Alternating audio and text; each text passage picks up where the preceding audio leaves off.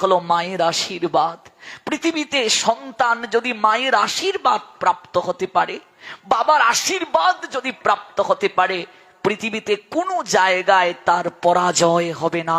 এটা আমি মন থেকে বিশ্বাস করি। আমার মা আমাকে ওই শিক্ষাটা দিয়েছিলেন।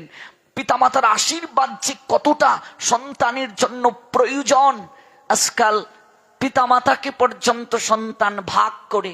আমি এক জায়গায় পাঠিয়ে গেলাম, 1 মাস বড় ছেলের ঘরে মা খায়, মেজো ছেলের ঘরে 1 মাস, সেজো ছেলের ঘরে 1 মাসের পর 4 দিন বেশি হয়ে গেল, সেজো বৌমা মুখটা কালো করে বলছে, মা আপনার তো ছোট বৌমার ঘরে খাওয়ার কথা, 4 দিন তো বেশি হয়ে গেল।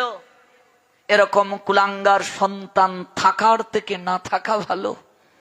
যে সন্তান মা বাবাকে ভাগ করে, যে সন্তান বৃদ্ধকালে সন্তানের হাতে লাঞ্ছিত হয়, বঞ্চিত হয়।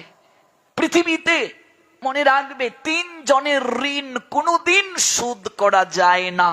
এক হচ্ছে ভগবানের ঋণ, কোনোদিন শোধ করা যায় না।